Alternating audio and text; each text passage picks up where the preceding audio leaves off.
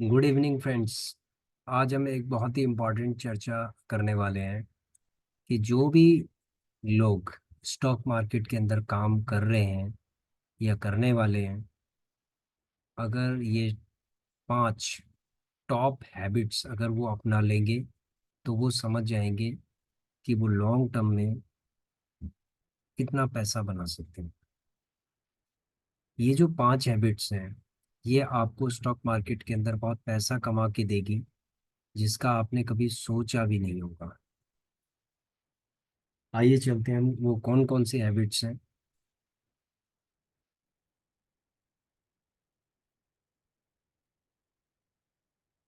देखो, पहली हैबिट है आपकी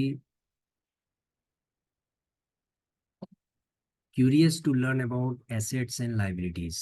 लाइबिलिटीज और एसेट के बारे में समझना, क्यूरियस होना, यानी एक जिज्ञासा पैदा होना कि एसेट क्या चीज़ है और लाइबिलिटी क्या चीज़ है। एक बहुत ही बेसिक चीज़ है एसेट। एसेट का मतलब होता है कि जो चीज़ जिस पर आप इन्वेस्टमेंट कर रहे हैं वो लॉन्ग टर्म में आपको क्या देगी, आपको बेनिफिट देगी। ठीक है, बहुत अच्छा खासा आपको बेनिफिट देगी देगी जैसे प्रॉपर्टीज। आज आपने अगर प्रॉपर्टी ली है तो 15 या 20 साल बाद उस प्रॉपर्टी की वैल्यू ज़्यादा हो जाएगी। अगर आपने जैसे गोल्ड अगर खरीदा है, अगर आपने गोल्ड खरीदा है तो गोल्ड की वैल्यू 15 साल में जाके कितनी हो जाएगी, आप समझ सकते हैं कितनी हो जाएगी। सिल्वर खरीदते हैं तो कितनी हो जाएगी। इस तरीके से जो एसेट्स हैं, जो आज आप खरीदते हैं, 15 साल बाद उनकी क्या वैल्यू होगी। ठीक है, इसी चीज को लेकर ही एसेट खरीदा जाता है। लाइबिलिटीज वो चीज होती है कि जिसको आप खरीदते हैं उसको बहुत ज्यादा मेंटेन करना पड़ता है, या फिर उसकी फ्यूचर में वैल्यू डिग्रेड हो जाती है। जैसे कार है, तो कार अगर बहुत ज्यादा जरूरी नहीं है तो कार एक लाइबिलिटी की तरह है। क्योंकि आज आपने खरीदी है तो मार्केट में जैसे आपने उसे खरीदा मार्केट से और वो आपके पास आई तो उसके बाद उसकी वैल्यू कितनी हो जाएगी, 20% उसकी वैल्यू डिग्रेड हो जाएगी, डेप्रिशिएट हो जाएगी। तो लाइबिलिटीज वो चीज़ें हैं जिनकी खुद की वैल्यू डेप्रिशिएट होती है, और अगर वो आपको कमा के नहीं देती तो इसका मतलब है कि वो आपको नुकसान देगी। That is called the liabilities. ठीक है, एसेट और कभी कभी जो लाइबिलिटीज होती हैं वो इसलिए खरीदी जाती है, शौक की वजह से भी खरीदी जाती है। अगर वो शौक की वजह से खरीदी जाती है थोड़े टाइम के लिए तो वो क्या करती है कि आपको अननेसेसरी आपका जो पैसा है वो बर्बाद करती है। ठीक है, आपको इनकम जनरेट करके नहीं देती है, आपके शौक पूरे करती है, उसके बाद क्या होता है कि वो एक दिखावा होता है। तो जनरली लाइबिलिटीज लोग क्या करते हैं कि खरीदते हैं और चीज़ों को खरीदते हैं सिर्फ दिखाने के लिए। एक्चुअल में उनका उसका यूज़ कितना होता है कितना नहीं होता है, ये तो शायद वही लोग जानते हैं जो खरीदते हैं। This is the first point. Second point है लर्न फ्रॉम मिस्टेक्स। देखो, या तो आपकी खुद की मिस्टेक होगी या दूसरों की मिस्टेक होगी। आप मिस्टेक से लर्न करना सीखो कि आपने क्या गलती की है। फॉर एग्जाम्पल, आपने कुछ स्टॉक लिए और वो थोड़ा सा बढ़ गए, मान लीजिए 20% 25% बढ़ गए, तो आपने पूरा पोर्टफोलियो क्या किया, जीरो कर दिया।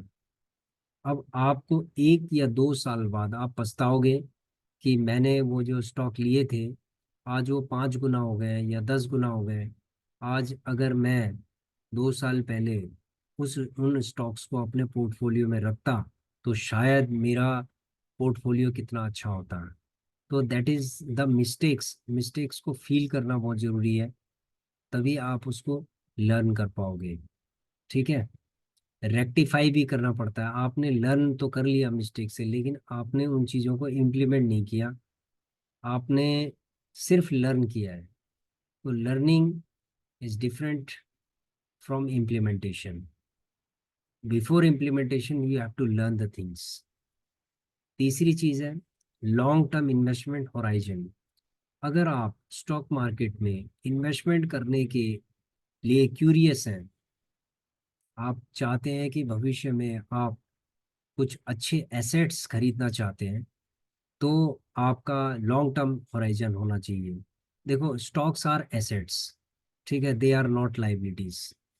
अगर आप इसको लाइबिलिटीज की तरह अगर लेते हैं, लाइबिलिटीज की तरह अगर आप इसको एसेट या लाइबिलिटीज की तरह अगर आप इसको लेते हैं, तो आपकी समझ में आ जाएगा कि स्टॉक को क्यों खरीदना चाहिए, किस लिए खरीदना चाहिए।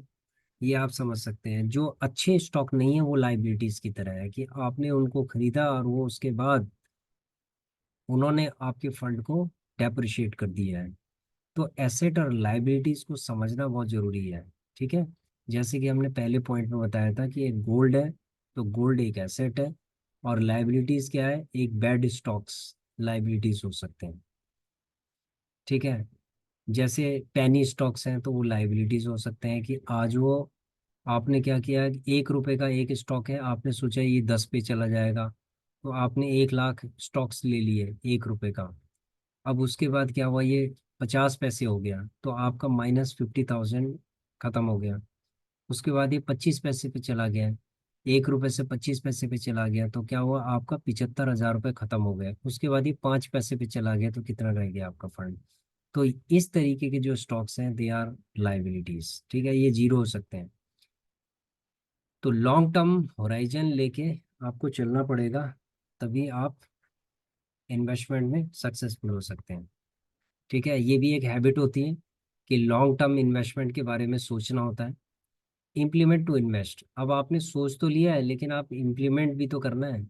तो आपको उसके लिए फंड जुटाना है, कि कितना फंड इन्वेस्टमेंट के लिए चाहिए, क्या आपकी स्ट्रेटेजी रहेगी इन्वेस्टमेंट की। ये सारी चीज़ें आपको इम्प्लीमेंट करने से पहले सब चीज़ें सीखनी है आपको।